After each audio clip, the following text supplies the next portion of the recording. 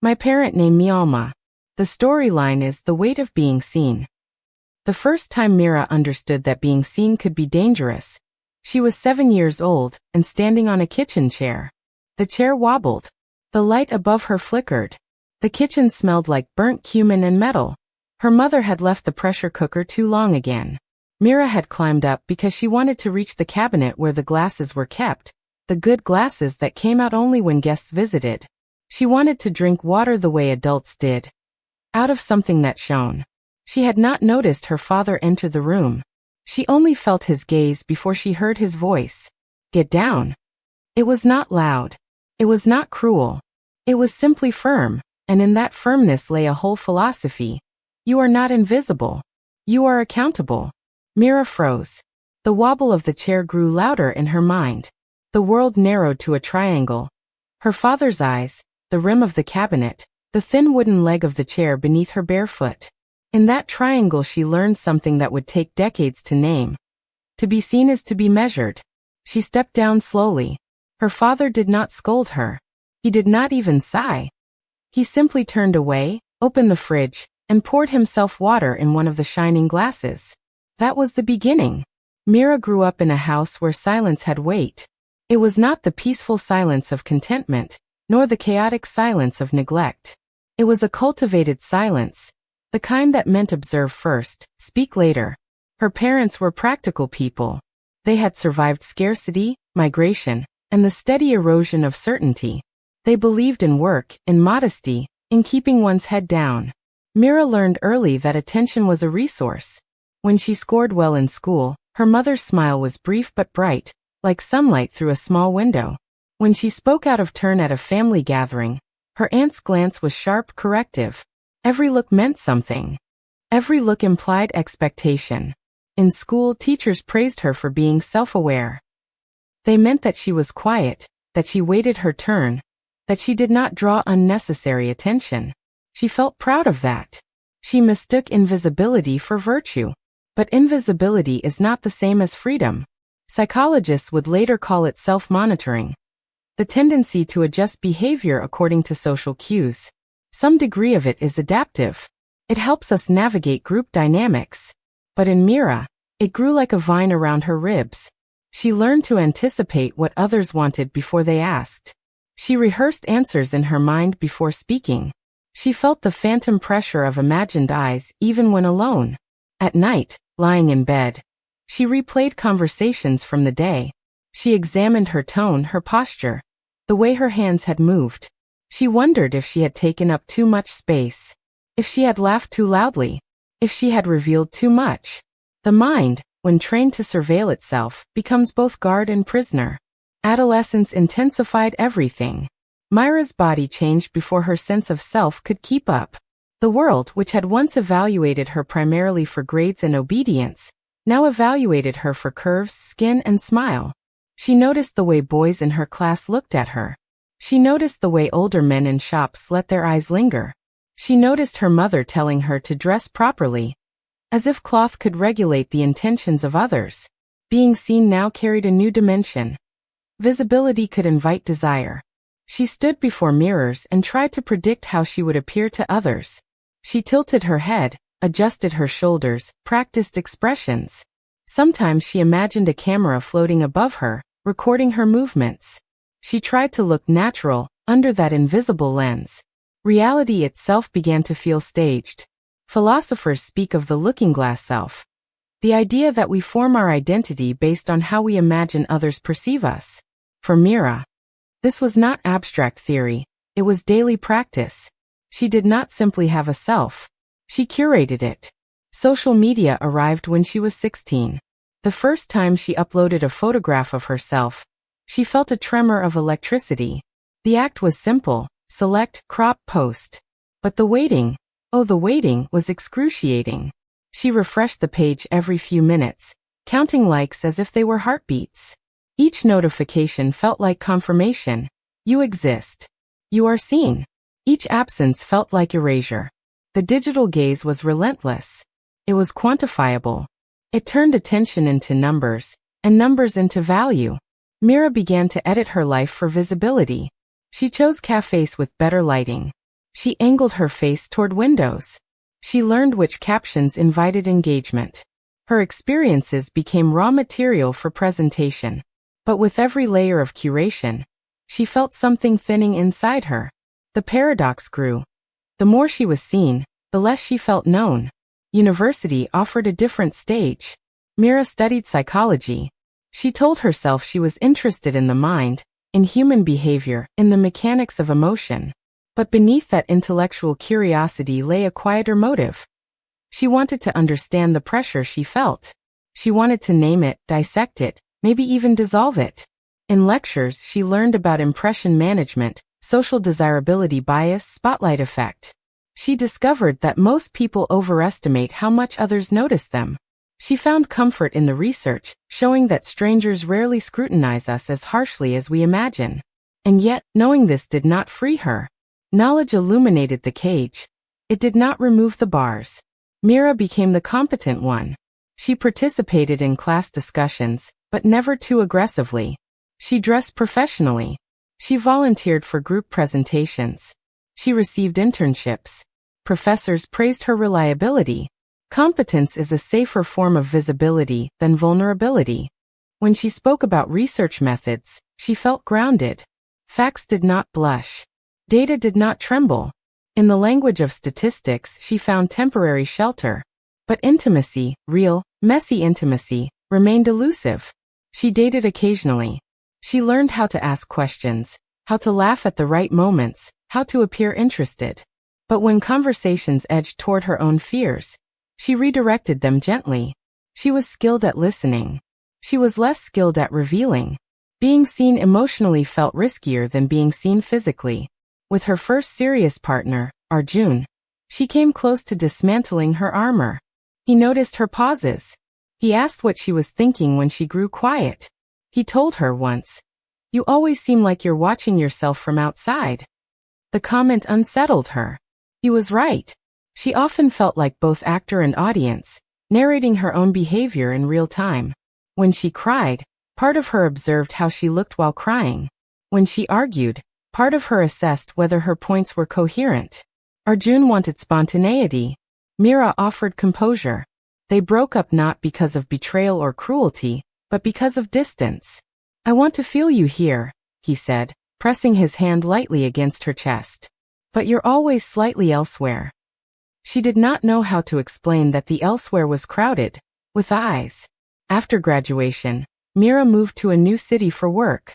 The anonymity thrilled her at first. In crowded trains, she was just another face. In office buildings, she was one employee among hundreds. She told herself that this was freedom. But the invisible audience followed. In meetings, she calibrated her contributions carefully. She did not want to seem incompetent. She did not want to seem arrogant. She studied her manager's expressions, decoding microsignals. A raised eyebrow could unravel her entire day. Her job involved consulting, helping companies understand employee engagement and workplace culture. She analyzed survey data, designed interventions, and presented findings to executives. Ironically, she spoke often about psychological safety, the idea that people perform better when they feel safe to express themselves without fear of humiliation. She advocated for environments where employees could voice concerns openly. And yet, in her own life, she still measured every word.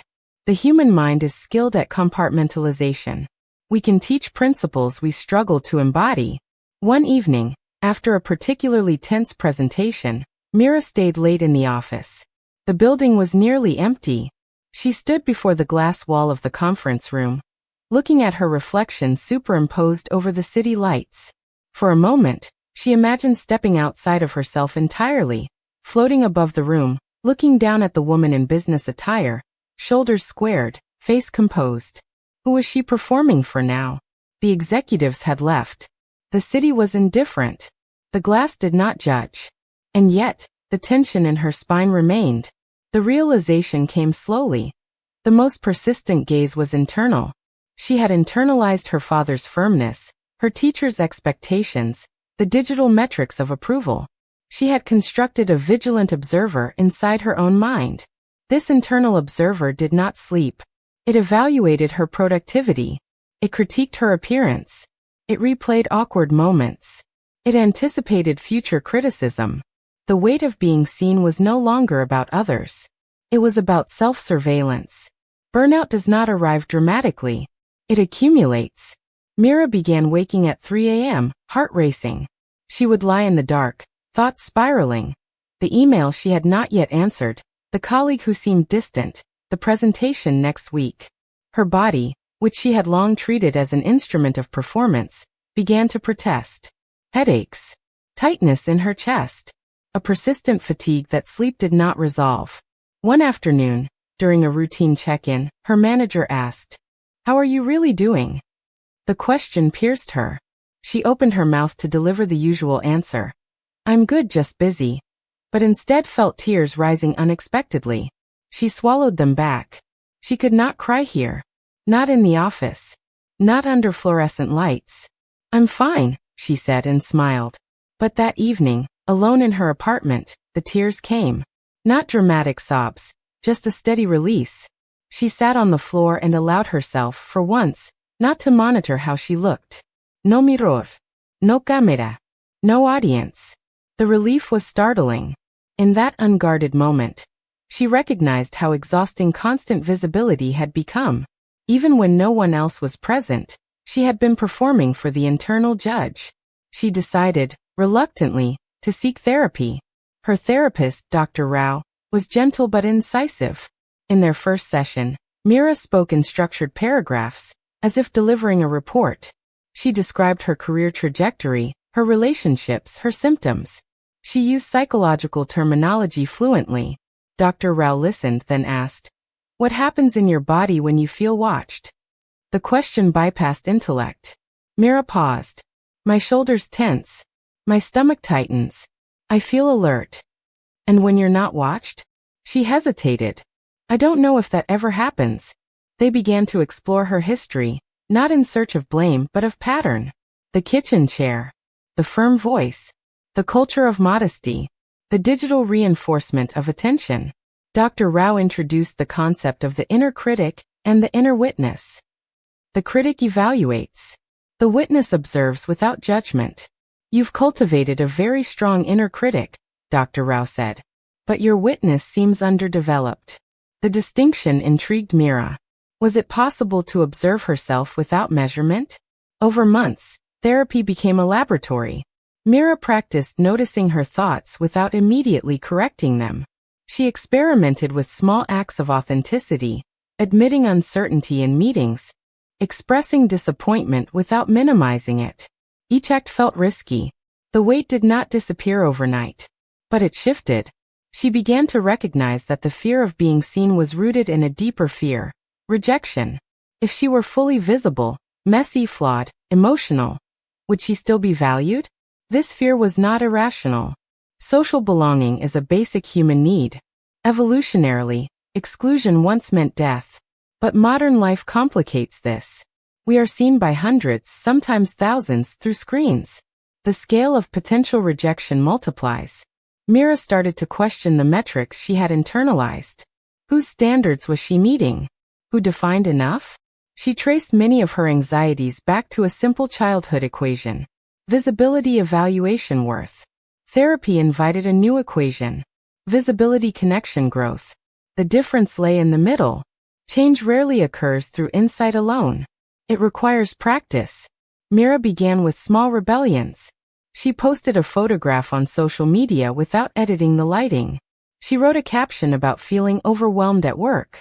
The post did not go viral. It did not garner extraordinary attention. But the responses she received were different, more personal, more vulnerable in return. A colleague messaged her privately, admitting she too had been struggling. Mira felt something unfamiliar. Connection without performance. At work, during a team meeting, she acknowledged that she did not have all the answers for a project. She asked for input. Instead of diminishing her credibility, the admission invited collaboration. The catastrophic outcome she had imagined did not materialize. Of course, not every experiment was comfortable. In one instance, she voiced a disagreement with a senior executive and received a curt response. The old tension flared. Her inner critic scolded. You should have stayed quiet. But in therapy she unpacked the event. Disagreement did not equal disaster. Conflict did not equal abandonment. Gradually, she learned to tolerate the discomfort of being fully present. She noticed that when she allowed herself to feel sadness openly, it moved through her more quickly. When she expressed joy without self-consciousness, it expanded. The body, freed from constant surveillance, began to soften. One weekend, Mira traveled alone to a small coastal town. She left her laptop at home. She limited her phone use. She walked along the shore without photographing it. At first, she felt restless. Experiences unrecorded seemed almost wasted. Who would know she had been here? Then a quieter question emerged. Did it matter? She watched waves fold into themselves, again and again, indifferent to observation. The sea did not perform. It simply existed. For the first time in years, Mira felt unobserved, not because no one could see her, but because she was not imagining their gaze. The difference was subtle but profound. Reality, she realized, does not require an audience. It unfolds regardless of documentation. She lay on the sand and closed her eyes. The sun warmed her skin. The wind tangled her hair. No one measured her posture. No one evaluated her expression. The weight lifted. Not entirely, but enough for her to notice the absence. In that stillness, she understood something essential. Being seen is not inherently burdensome. It becomes heavy when visibility is tied to conditional worth. If she could decouple visibility from value, the gaze might lose its sting. Months turned into years. Mira did not transform into a radically uninhibited person. She remained thoughtful, attentive, and sometimes cautious. But the vigilance softened. She cultivated friendships where she could admit confusion and fear. She reconnected with Arjun, not romantically, but with honesty about why she had struggled. She apologized for her emotional distance. He thanked her for the clarity. At work, she continued to advocate for psychological safety, now with lived conviction. She shared parts of her own journey when appropriate, modeling the vulnerability she once avoided. She also revisited her childhood memories with compassion. Her father's firmness had not been cruelty, it had been care shaped by his own fears. Her mother's modesty had been protection in a world that judged harshly. They, too, had carried the weight of being seen. One evening, during a visit home, Mira stood again in the kitchen where she had once balanced on a chair. The cabinets were the same. The glasses still shone faintly. Her father poured water and handed her one of the good glasses without comment. She met his gaze, steady and unguarded. "Thank you," she said.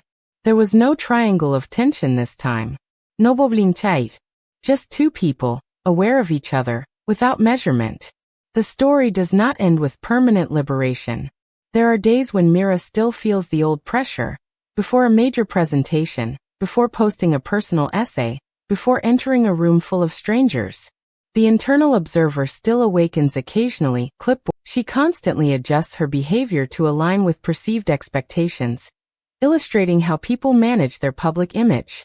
Her belief that others are scrutinizing her intensely reflects the cognitive bias that overestimates how much others notice us. Over time, external judgment becomes internal. Mira develops an inner critic that perpetuates evaluation, even in solitude. Her early experiences link visibility with evaluation and worth. Healing involves decoupling self-worth from constant approval. Her professional advocacy for environments where people can express themselves without fear mirrors her personal journey toward authenticity. The shift from performance to authenticity demonstrates how genuine visibility fosters deeper human connection. The weight of being seen is not simply about others watching. It is about the meanings we attach to their gaze. When visibility equals judgment, we shrink. When visibility invites connection, we expand.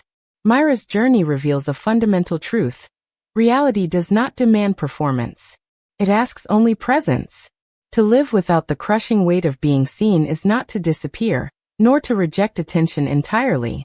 It is to stand in the open, aware, imperfect, unarmored, and trust that being human is enough.